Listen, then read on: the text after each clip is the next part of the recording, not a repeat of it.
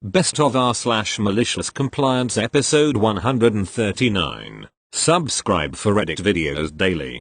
Don't like my new policy? Take it up to my dad, the CEO. Okay, let's dance. Not my story, but something that happened with my uncle during the early 2000s in South Korea. So my uncle was in an upper division head position for the company he was working for. He practically did most of the heavy lifting, so he was considered a valuable asset to the company. Everyone loved him. He had a family with an grade school son, aka my cousin, and was paid well. What everyone loved him about the most was that he tried to get along with everyone in the building, and I mean everyone.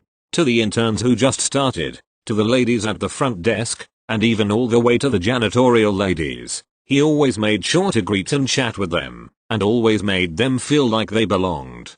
Trust me, this is important later. In came Mijin, a 25 years old woman who was the new staff to join the company. Right off the bat, she was placed a few ranks above my uncle. He was rather annoyed that a younger person was giving him orders, but he had a family to take care of, so he decided to play along. At first, Mijin wasn't all that bad. She finished with masters in business and had plenty of internship experience in the US, so her skills and tactics helped the company quite a lot. My uncle began to like her, until she dropped the bombshell of a policy. Apparently she didn't like the fact that the office workers were sharing the lunch cafeteria with the janitorial staffs. So she made a new policy that janitors aren't allowed lunch. She didn't mean they couldn't use the cafeteria. She was literally taking away their lunch break. She ordered my uncle to be the one to break the news. My uncle did not like this, so he contested every time she was bringing this up.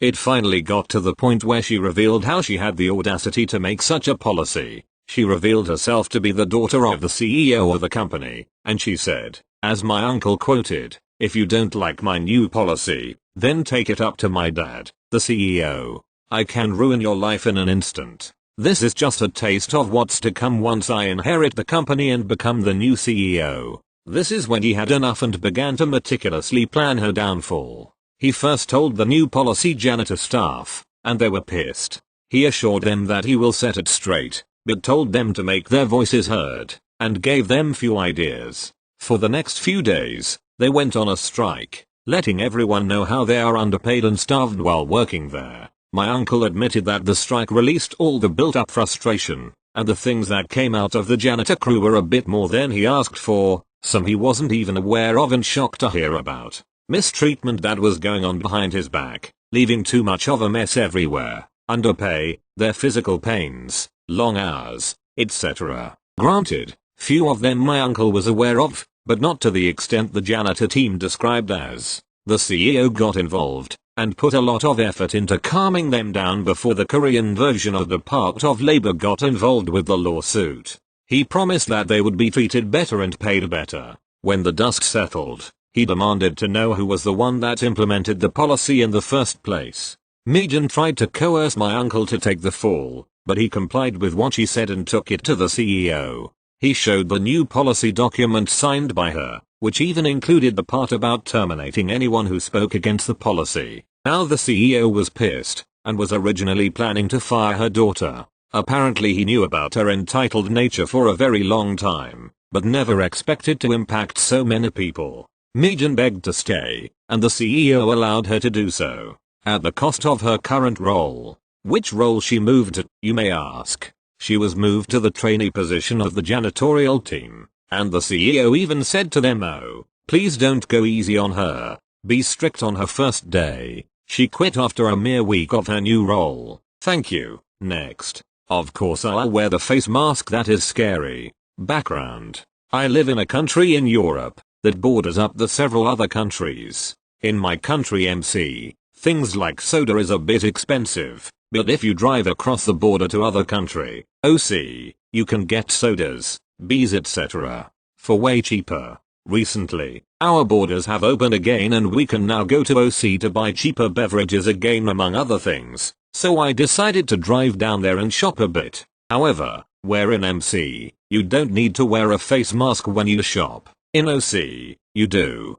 I didn't have a face mask, so I ended up taking a motorcycle bandana with me instead. You technically don't need a real face mask, Just something that covers your mouth and nose. When I arrived in OC, I noticed that they sold proper face masks inside the store. I put my bandana around my neck and started to head in when I hear someone shout behind me, "Karen, hey, you need to wear a face mask to enter that store." Me. I turn around and face her. "But, Karen, you need to wear a face mask to enter that store." Me. "I know, but, Karen, put on a face mask or don't go into the store." So, I pull the motorcycle bandana up over my nose and mouth. This is where I should say that the part around the mouth is basically a zombie jaw area, so to for example a small kid, I could look a bit scary. Karen's eyes widen and she stares at me. "Karen, you can't wear that into the store, you might scare the children." Me. "I know, that's why I was gonna buy a proper mask at the reception desk. Now will you please leave me alone so I can do that?" She don't say any more and I walk to the reception and buys a face mask. I saw Karen in the store a few times, but she avoided eye contact. I completely understand why masks are important and that's why I wanted something better than my semi-sucky motorcycle bandana. But Karen just couldn't let me do my thing. Thank you. Next. Customer accused me of overcharging her. She paid full price. This happened many years ago when I worked at Target. I was 17. Whenever the store would get a new stock, a lot of the times some of the older stock would be put on clearance to make room for new stock on the shelves. This was one such occasion. A new brand of women's clothing had just been introduced, so some of the stock was discounted down about $10 to $15. I was working on the register that day and had discounted a few items by this point. Most of the time the discounted price wouldn't scan, so I would have to change the price on the computer. My first customers after my lunch break was a Karen. Oh goody. She had mostly clothing and a few of them were the discounted ones. I knew which ones were the old stock. The first item scanned at the discounted price but the second one didn't. The discount sticker had been half peeled off. So I cancelled the transaction, changed the pricing and then scanned it again to make it scan at the discounted price. Not big deal. Wrong. Karen, excuse me? Why are you scanning that twice? I'm only buying one. You're overcharging me. Me. No ma'am. You're only paying for the one. It didn't scan at the discounted rate, so I was cut off. Karen, not listening to me number. You will cancel that and give it to me at the price it said on the tag. Was she stupid or just in an argumentative mood? Me. Are you sure ma'am? Karen, yes. Just do your job. Yes ma'am. Instead of paying $15 for the item, she paid $30. I knew I wouldn't get in trouble because accidents happen, but I was just doing my job. Thank you. Next. Lawyer wants it. Lawyer gets it. A customer of mine, a small one-man law firm, was not happy with my work. Not my fault. They wanted money back on my last invoice because of that. I basically told them FCK off. They hired a lawyer themselves who wrote a letter that reached me today. In this letter it was lamented about the alleged errors I made and they had to buy another PC and so on. It ended with the request to pay back percent amount €% and take back the PC, both until 2020 to 2007-16 or else they will sue you immediately. I had to work in this town today, so I went to my bank's ATM, took out the money, went there and rang the bell. The lawyer let me in. I told him that I have his money. He was surprised. I guess he had not received the copy of this letter from his lawyer, but I gave him the amount. He signed a receipt. I took the PC under my arm. As I reached the door, his wife and secretary shouted, "We need the PC, there is still the database files is on it," to which I answered, "This is not my problem," and went to my car. I fulfilled the demands of the letter, but if they contact me again, I will offer them to buy back the hard drive for percent amount x €2. Edit for clarity. It was a Dell 9020. That was not the problem. I updated their Windows 7 Pro PC to Win 10, and since it was 32-bit, it stayed 32-bit. The accounting software they used had a problem with 32-bit DirectX, which I was able to solve. But other problems arose and I recommended a new install in 64-bit. But some of their software installation media were missing. So I said I can't help you anymore until you get those CDs, and that was the last time I was there. Approx 6 months ago. Thank you. Next. Lady demands to speak to an American. Never says what language she wants. Thank you. Next. Taxi driver complained that I fiddled with jobs. This happened many years ago now and I almost forgot about it. Experienced controller we shall call Bob. Idiot taxi driver we shall call John. I worked as a controller at a very busy taxi firm. On some days, when Bob wasn't in, I would be in charge of sending jobs for taxi drivers to pick up. My other colleagues would be answering calls and booking in jobs. Bob and John were really good friends to the envy of other taxi drivers who would complain that John was getting preferential treatment and better jobs. I never said it, but Bob definitely gave better jobs, higher paid fares, to John and plenty of connections. Pick up another customer some houses down or next street from where he dropped off. John would do Bob favors like food and stuff almost every other day. Something happened between the two of them on my couple days off. I never got to the bottom of how it started, but some drivers said it was over a runner, customer who runs away without paying, and some said it was over food. Anyway, because Bob stopped giving the best jobs to John, John started getting pissed off even more and started to ring our boss, who owned the firm, and complained to him about the controller's fiddling. The next day was my turn in the hot seat since Bob wasn't in.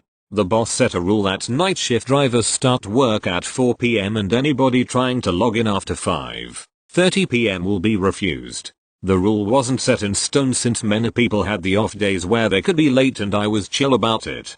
John tries to log in at 6:40 p.m. so I accept since I'm not bothered. The night is progressing and unbeknownst to me, John rings boss up complaining about the controller fiddling again. A short while later John comes into base and having a go at me for fiddling with jobs and how I am giving him the lowest fares. I told John I am just releasing jobs, where system chooses the closest driver free and sends them the job.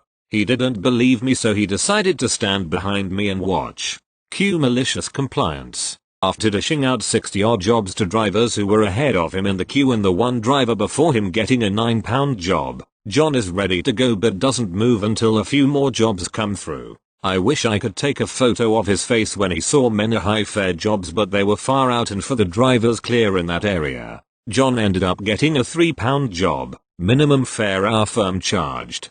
He was bright red and storming out whilst ringing the boss again for me fiddling. But unknown to him and me, boss was already in the back office with my other colleagues and had admin privileges, able to check login times, jobs accepted, rejected, cleared, and was also able to see John on CCTV standing behind me. John was called into office by boss and job went to somebody else. Good thing about the boss was he was cool, but he literally took no shit from anyone. He taught John a few new assholes that night for being late quite frequently by the looks of it, and boss also found out that John would log in before 5:30 p.m. sometimes but put himself on break immediately till 7 p.m. John didn't talk to me on way out and barely made half the money he would make when Bob fiddled in his favor. Plus side to it all was, other drivers were happy that night. Thank you. Next. Manager wanted to know why I went to the bathroom a lot. About 6 months ago I got a small dog bite, and had to get antibiotics for it. One of the side effects was diarrhea,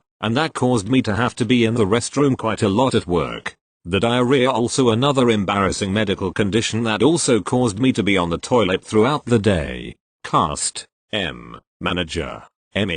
Me. I had just walked out of the restroom and came face to face with my manager who was on her way to the back. As soon as she saw me she stopped dead in her tracks. OP, why are you always in the restroom?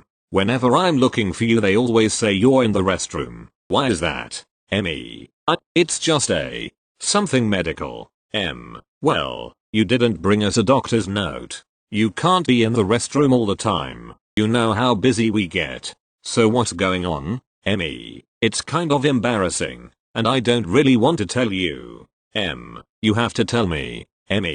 Please, I really don't want to say it. If you don't tell me right this second why you're always in the bathroom, I'm going to have to write you up. This manager is always on my case for some reason. Whenever we're working together my tension is always increased because I know she's going to critique me for something or another. And her berating me outside the restroom in front of some of the customers really rubbed me the wrong way. So I thought, she wants to know, so I'm going to tell her.